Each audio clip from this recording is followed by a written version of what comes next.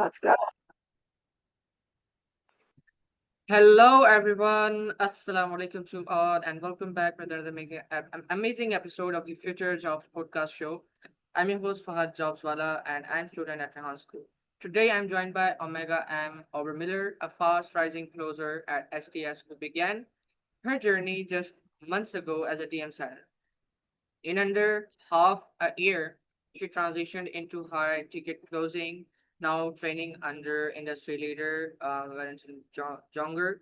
Omega's growth isn't just tactical, it's deeply international with roots in door to door book sales and community leadership in the hashtag Know Yourself Revolution. She brings a rare blend of faith, grit, and emotional intelligence to every conversation. In this episode, we unpack the habits, mindset, and values behind her rapid success and what really takes to move from entry level to level. Let's go into it. So, hi, Omega, how are you? I'm doing great. Thanks for asking. How are you doing? I'm doing fantastic. Thanks for joining and thanks for turning on today for this today's episode of the Future Jobs podcast show. Awesome. So, could you tell us about your story? What is your story, Omar? Yeah. What part of my story do you want to know about? About your career? So, I started as a DM setter. Well, before that, I started at the objection box. Got a 2-week free trial there, and that was what boosted my career in sales.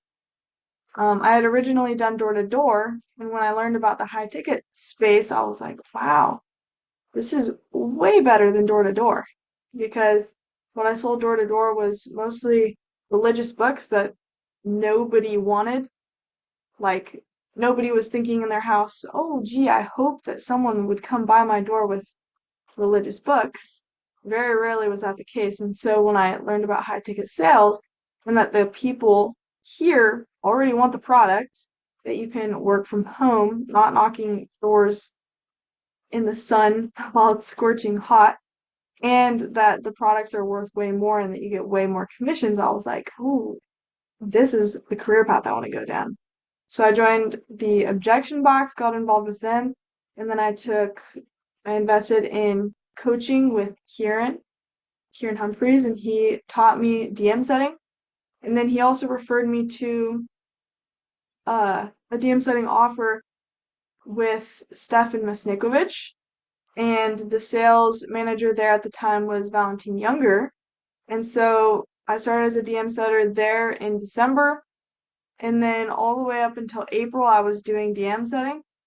And at that time, um, I asked Valentin if he could coach me to become a closer because um, the closers there were some troubles, and so anyway, it was very good timing for me to come in as a closer. So then he started training me, and so I've been closing ever since, and it's been really fun. It really is. Your story is really inspiring. So, Omega, what inspired you initially to do something in such young age? Because the teenagers, the Gen Zs, alpha, whatever, they're usually uh, playing games and spending the time with friends. So it's hmm really rare to find someone at such young age doing something or starting thinking to be independent or something like that. So what inspired you to do this? Well, in my mind, I never wanted to be living with my parents past the age of 20. And so, in order to do that, I would need to have a job. And I wanted to immediately dive into an actual career rather than some random 9 to 5 job that just paid enough. So I looked into different fields like the Air Force. That inspired me a lot. And so that jump started me into taking a lot more responsibility for my career. And then when I came into sales, I was like, dang, I can learn a skill that's going to pay off for the rest of my life and can also pay me a lot in the beginning too. and I've already done it before. So I figured might as well do that. And I started like living with my mom, so I have very little expenses. And so it's realistically the ideal time to start a job like this because in the beginning, everyone goes through that period of time where you don't really make any money because you're still learning the skill. So it mostly just made sense to me, and I've never really enjoyed sitting on a couch and watching movies all day. I've done that, but it's not fulfilling like it is waking up every day with a mission to learn and close and like improve every day. So, What a nice feeling it is. Wake up every day with a great vision in your mind, with a great goal, and to mm, work every day on it. It really provides you a calm feeling, which never comes from watching movies or spending time with useless things. So, as someone active in the hashtag Know Yourself revolution, how does self-awareness influence your performance and communication? ask that question again. As someone active in the hashtag Know Yourself revolution, how does self-awareness influence your performance and communication? Wait, I missed the last part of the question. The Know Yourself revolution, and then ju- I didn't hear it correctly, I don't think. Am I clear? I think so. I just didn't understand exactly what you asked. Should I repeat or move to the next one? You can move to the next one. You started in November as a DM setter and moved into closing by April. What internal shifts made that leap possible? Um, I already wanted to do it. Like that was my main goal from the beginning. And I didn't know anything when I started, and so doing DM setting was a good start because I didn't even know what it meant to be on an offer or to be part of a team, anything like that. And so it was just a natural transition. And then at the time when I was ready to do closing, it had just built up where I was like, okay, I've done the DM setting, like let's go to the next thing and learn the next skill. And so I really mostly wanted to just have a really high month in DM setting just to show myself that I can do it. And so that's what I did. I went hard until I got the results that I wanted, and then I said, okay, this is good enough for me. I want to go in closing. And that's closing is a skill that I want to master all the way. I wouldn't say I mastered DM setting. Like there's definitely people that make way more and close like way more people through the DMs. So I would say that I just touched the bare minimum for a DM setting, but with closing, this is what I'm a lot more passionate about. Wonderful. It's just really amazing. So, like, uh, what did your very first close deal feel like, and what did it teach you about yourself? The very first one was really exciting. Like I would say I was probably sweating all the way through it. I felt really cold, but also very hot at the same time. Like it's kind of a funny feeling to have internally. Um, but it was also just exciting because I could see that the small amount of effort that I put in paid off, and so the more that I do that, the more it pays off. And that was exciting to see. And then also just seeing like, oh wow, like this is actually possible to do. And the first real close that I had was a PIF too, and so that was like that instigated it in my head that okay, PIFs are possible, like it's real. So I would say that was pretty cool. That was really just the shift to see that wow, like I can do it. Like Exactly, wonderful. Seeing your first paying off, with your own eyes just provide you a great feeling, and that is what it is all about. like when you do efforts, when you do struggles to get something, and Hmm. we always want that may our those efforts and struggles will pay off. And when we eventually, get the results, so it really is a great feeling. So, is academic education enough, or especially in this era? Academic education means the traditional one we are following since centuries and since hundred of years. Um, I would say it can be. Depends on like the career path that you want to go down. I would say specifically in America, just because I live here, um, people go to college for the sake of going to college, and then they put themselves in heaps of debt for no reason.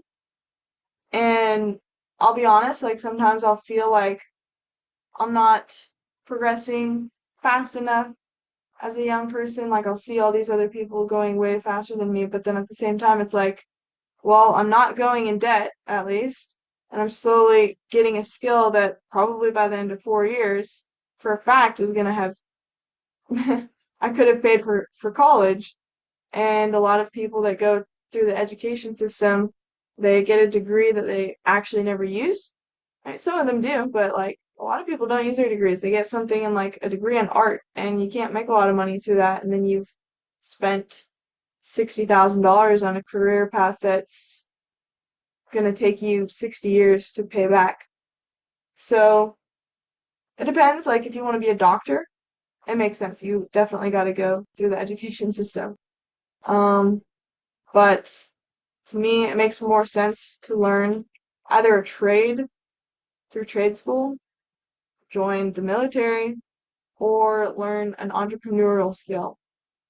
Exactly, we're going beyond than talk learning.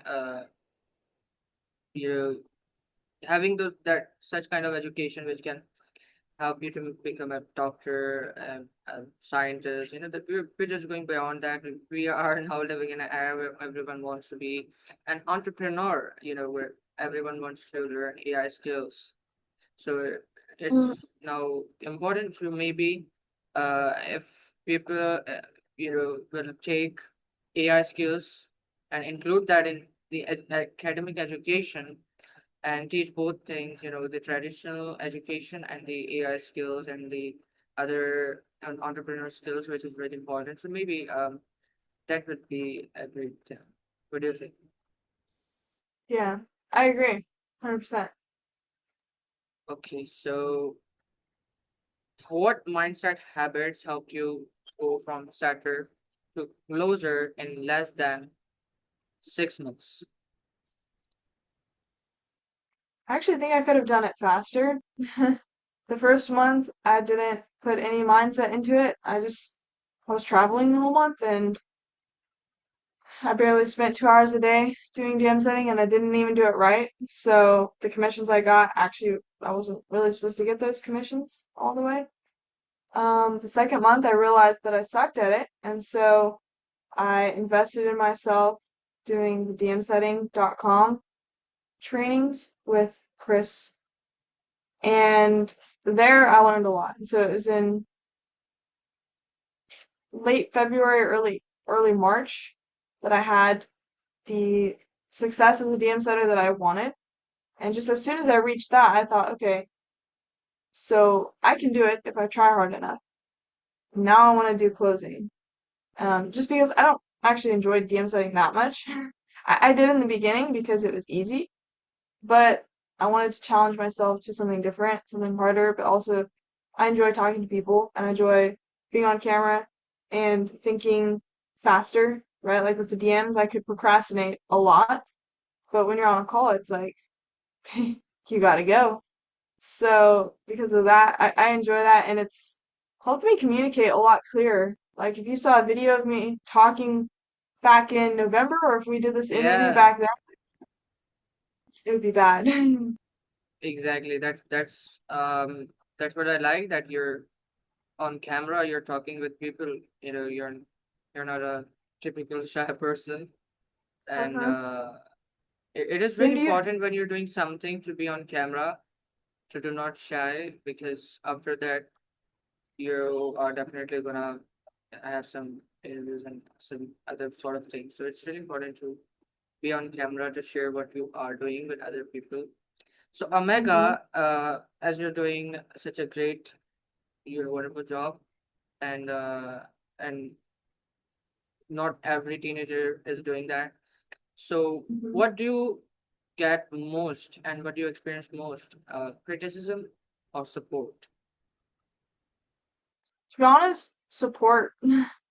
I hear a lot of stories of entrepreneurs or like people going out there trying to do it um in the self-made moneymaker way.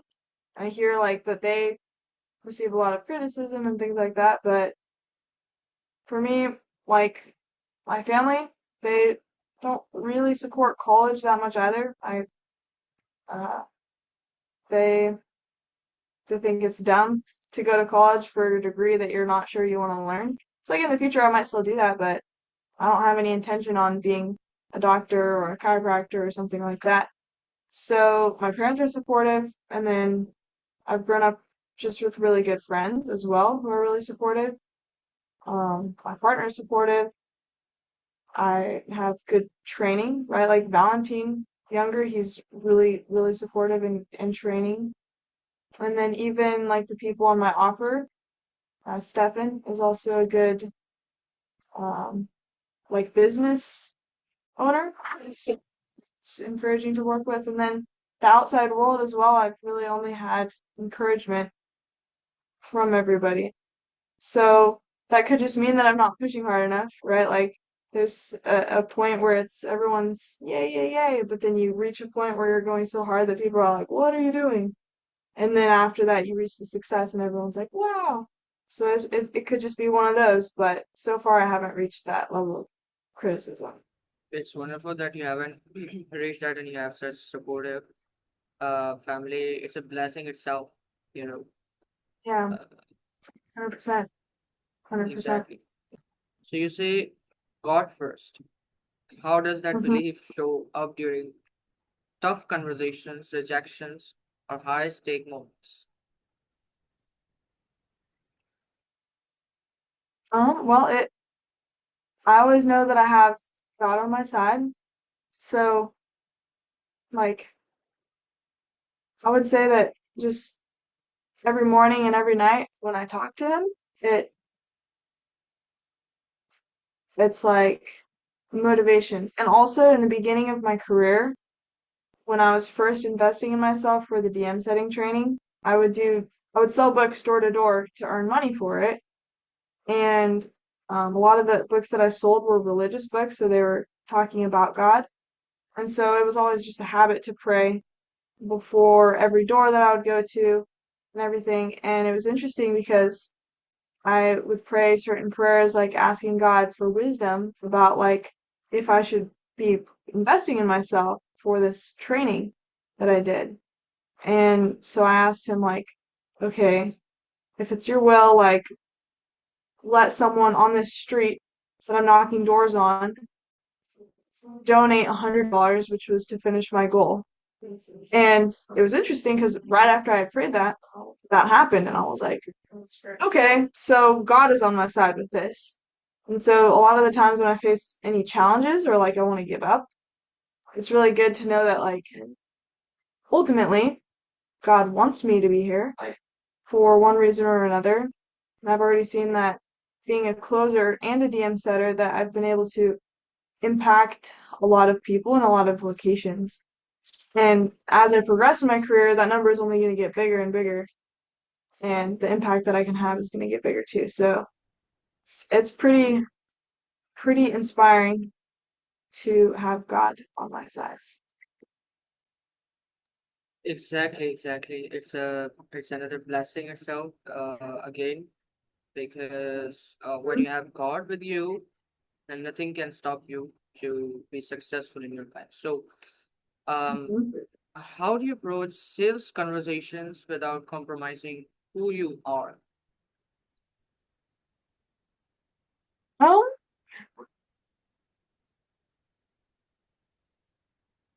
Could you clarify that a little bit more? I'm just a little confused on in what way would I compromise who I am through sales. Like, um,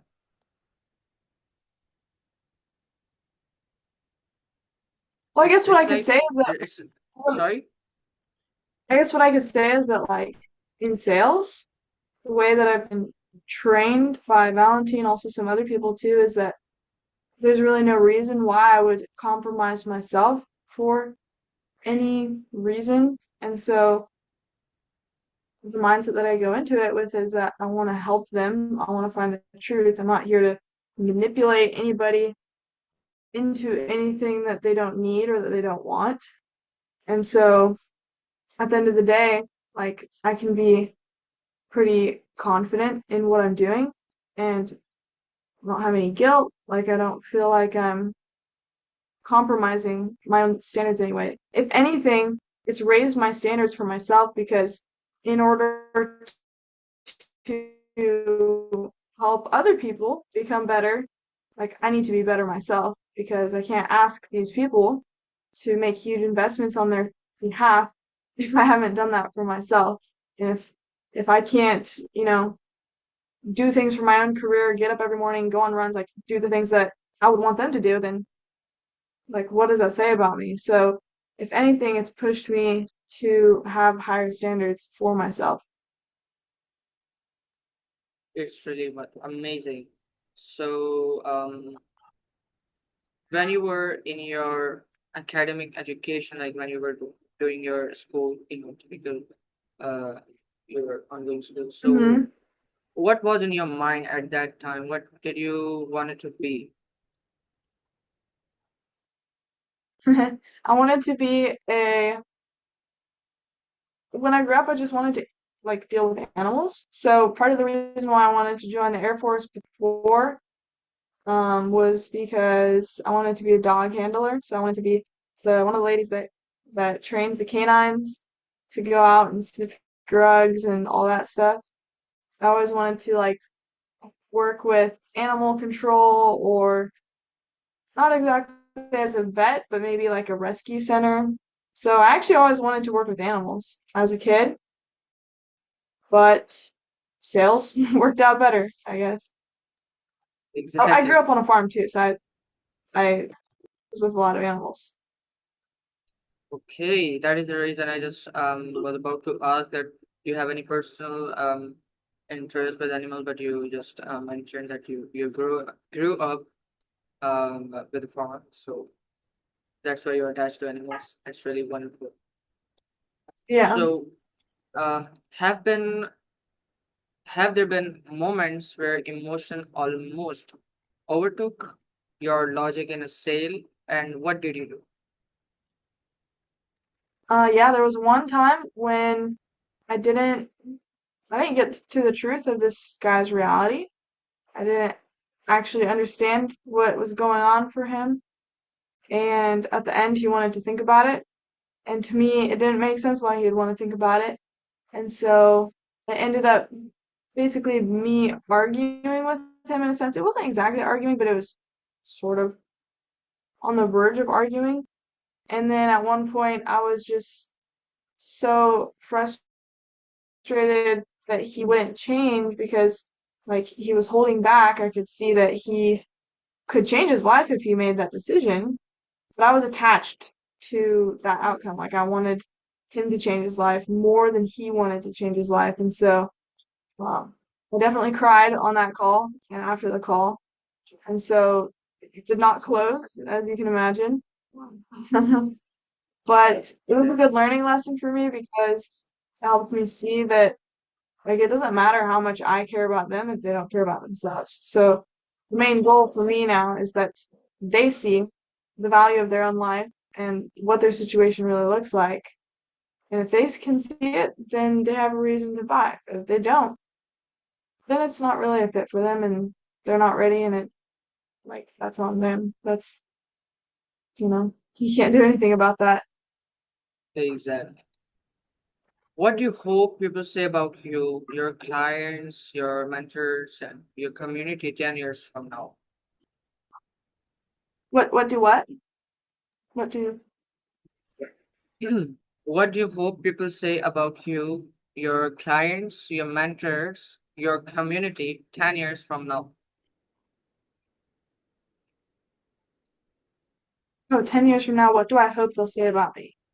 I hope that in 10 years, so in 2035, I want to be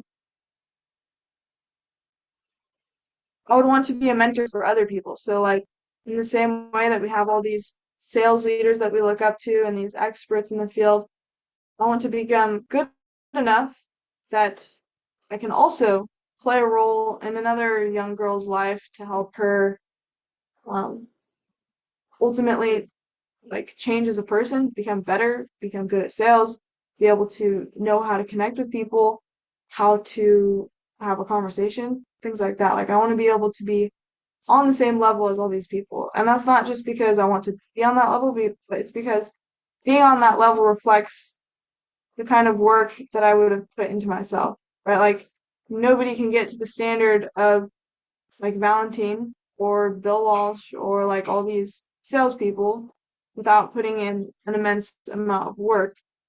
And so I want to get to that level. Wonderful, wonderful. Thank you so much, Omega Aubrey Miller, for giving me a precious and valuable time all the way from US, California. And it was nice talking to you. It's always been pleasure to bring some inspirationals to the table and to inspire listeners, inspire other peoples, through their wonderful inspirational life journeys, and especially as a teenager, when you do something, you just become an inspiration for everyone forever. So it's really great to start from such a young age, and when you do this, you find yourself a very successful person in next some years. And we believe that choosing it's not important to choose some very rising career for yourself. It's important to work on that career, whatever you choose, consistently. So thank you so much, and thank you so much, listeners, for and viewers for watching and listening to this podcast. We shall meet you soon with another amazing podcast, with another amazing guest. Till then, stay peace and take care of yourself. Goodbye.